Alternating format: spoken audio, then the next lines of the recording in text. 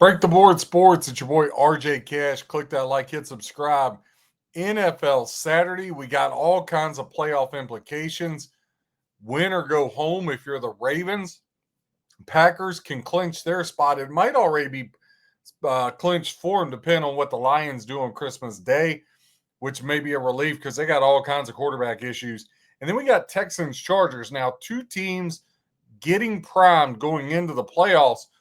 But all this talk about Denver and New England, what people fail to realize is the Chargers actually control their own destiny.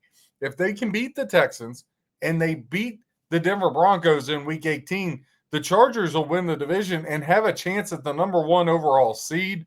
Pretty incredible what Jim Harbaugh does. And that's why I think, hands down, he's the best coach in football right now. College, pro, he's done it at both levels. If there's a guy, if I'm a college program or if I'm an NFL program, he's the first person I'm going to. I don't care if he's tied at the Chargers or not. I got to go to him first and know that he turned me down before I go anywhere else. So, Break the Board Sports. I'm your boy RJ Cash. Click that like, hit subscribe. We give you betting content. We give you trend stats and analysts to break it down so you can bet your own games. This is to help you become a better handicapper. I will give you leans. I will give you plays. You can fade them, follow them, but this is more or less to give you information to help you be a better handicapper. So let's start with the first game. Texans at the Chargers. Chargers right now laying 2.5. Your total sets 39.5. 80% ticket count, 79% of the handle going to the over. 20% ticket count, 21% of the handle to the under 39.5. Now, Chargers laying the 2.5. Right now, the majority is on the Texans and that defense. 54% ticket count, 74% of the handle going to the Texans. 46% ticket count, 26% of the handle going to the Chargers. Now, last 10 games as a home favorite, Chargers are 7-3 straight up, 6-3-1 against the number. As far as totals at home, their last 10 as a favorite, they've played to the over 7 out of those 10. Now, Texans, as well as they've been hot, as a dog, as a road dog, they're just 3-7 straight up, 4-6 ATS. They've actually played to the under 7 of the last 10. So Houston not as good here on the road or on the road as they are at home. Houston comes into this 10-5 straight up, a game behind Jacksonville. They need a little help from Jacksonville, and Houston pretty much at this point needs to win out. 8-7 ATS, 4-3 on the road are the Texans. Now the Chargers 6-2 at home, 11-4 overall, 8-6-1 against the number. Now these two teams, they played last year into the season at Houston, a game in which the Texans won 32-12 there in the playoffs for that game. Now I think these two teams are completely different for a lot of reasons. But let's look at how we got here. Now, the Chargers are riding a 4-game winning streak, and they've won 7 of their last 8. Who have they beaten? They've won at Dallas 34-17, at Kansas City, beat the Eagles at home, beat the Raiders, got thumped by the Jaguars, beat a Steelers team, beat a Vikings team 37-10, lost to the Colts before their, meltdown with Daniel Jones and injuries and all that stuff. Now, Houston, very similar. Their road doesn't look as clear either. You got the last couple of games. Raiders beat them by 2. Cardinals won at the Chiefs. At the Colts, they won by 4. Buffalo, they beat by 4. Now, that Buffalo win's a good win. Earlier in the year, lost by 3 to Denver. Beat a 49ers team. Lost by 8 to Seattle earlier in the year. So, the Texans have been playing better as of late. But let's be real. Other than Buffalo, in the last 6 weeks, they haven't played anybody. That's just a reality as to where the Chargers, they got the last 6 weeks, they beat an Eagles team, beat a Steelers team, but they got thumped by a Jags team. So even though the Chargers could win out and get the 1 seed, and even though the Houston Texans, and that defense is great, it's electric, don't get me wrong whatsoever. I mean, from a defensive standpoint, number 1 ranked defense in the league and on the road. Houston giving up 15.3 points per game. LA giving up 19.9 points per game. So about a 4-point edge there for the Texans. Offensively, the Texans, though, only averaging 19.7 as to where the Chargers averaging 24.9 points per game at home. And so you see the line's 2.5, the points per game advantage about 2 for the Chargers. Look, like I said, I think both of these teams, I'm not saying they're not good. They both just got questions. I mean, hear a lot of people in the media talking about the Texans making a Super Bowl run. Stop. Not happening, right? Not happening. But I can also say this, as much as I say that, I just don't see, I think they're all very flawed outside of Buffalo. And Buffalo's very flawed. They just got the best player, and that's Josh Allen. Like when I look at New England, I'm like, is that a Super Bowl team? When I look at Denver, is that a Super Bowl team? When I look at the Texans, I know for a fact that is not a team that can get to the Super Bowl. The Chargers, I believe in Harbaugh. I don't believe in that defense, and I just don't believe they have enough weapons for Herbert. Now, they get Hampton back in the backfield. That changes things a lot for them. Not saying it doesn't, but again, just questions, just tolls. Couple trends. Houston, 4-1 ATS over their last 5. Again, they've won 7 in a row.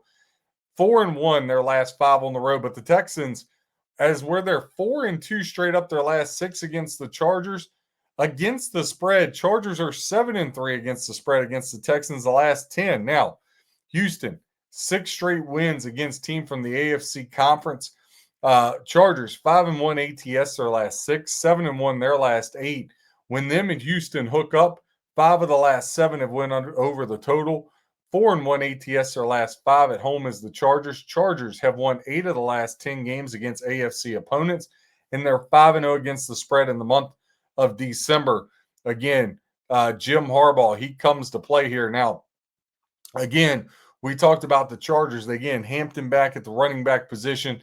That's going to be really, really key for them to be successful. They're going to have to be able to run the football. Now, look, here's the big thing. Chargers offensive line, we know that has been big problems all year long.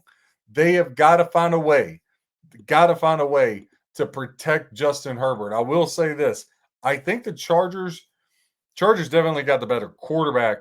Texans got the better defense, and that's really what the game's going to come down to. But the Chargers are going to have to figure out a way to protect Justin Herbert. If not, it's going to be a very long night. Right now, I look at this, a lot of people leaning towards the Texans. I know Herbert's got the beat up hand and whatnot, but I like the Chargers in this spot. I like them on the money line, minus $1.30 over there at DraftKings. I feel like the Chargers can get this thing done, especially being at home. I know there's not a huge home field advantage, but give me the Chargers minus $1.30 single unit play. The nightcap Saturday night, and this one's really interesting. Now you got Jordan Love. He was already dealing with the shoulder. Now concussion protocol. They don't know if he's going to make it out. You got Malik Willis is beat up. They don't know if he's going to go. They just signed Toon back from the practice squad. He could end up getting the start.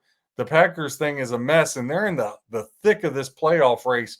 Like, they need a win here. You don't want to have to go to Minnesota if you're Green Bay and get a win to get in the playoffs, assuming the Vikings or the Lions beat the Vikings on Christmas Day, and put yourself in that kind of position.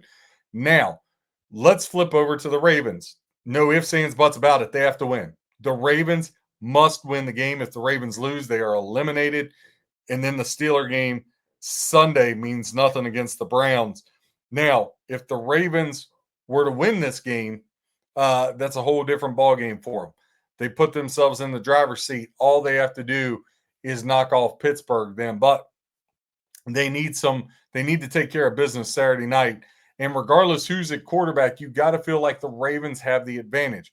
The cold's not going to bother the Ravens either. They're used to that. Right now, the Packers are laying 3. Your total's 40.5. Now, 75% ticket count, 77% of the handle going to the over, 25% of ticket count, 23% of the handle to the under. As far as the spread, overwhelming support for the Packers, 77%, 90% of the handle on the Packers laying 3. 23% of ticket count, 10% of the handle is on the Baltimore Ravens. Now, Ravens come in with the 7th best scoring offense on the road, 27 points per game. Green Bay averaging 21.7 points at home. So again, about a 5.3 advantage for Baltimore. On the road, 5th best defense, 19.8. As to where the Packers, best defense in the National Football League when they're at home, 14.6 points per game. So that 5-point edge, you're down to a pick 'em there when you look at it brass apples to apples. Ravens come in 7-8 straight up, 5-10 against the number, 4-2 on the road. Packers 5-2 in Lambeau this year, 9-5-1 straight up, 5-9-1 against the spread. Now, these two teams haven't played since 2021, so that's out the window. Packers have lost back-to-back games coming both off the road. Broncos, where they blew the 9-point lead. Bears, where they blew another lead. So again, the Packers defense, we talk about them, but they've blown leads the past two games. And their wins before that, remember, if the Bears don't throw that pick, the Bears tie that game. They got by the Lions there on Thanksgiving Day. They got Minnesota. So the Giants hadn't been a lot of quality win before that 4-game winning streak, and they could have easily the 4-game winning streak between their last two losses. They could have easily lost that Bears and Lions game. Remember, before that, they lost 10-7 at home to the Eagles and 13-6 at home to the Panthers. So listen, this team's been shaky. Packers been a little bit of fugazi, not completely. I'm not saying they're not good. They've just been a little fugazi now. Ravens missed a huge opportunity Monday night, dropping that to the Patriots 28-24. They've lost 3 of their last 4 games. This Baltimore team hasn't looked right all year long.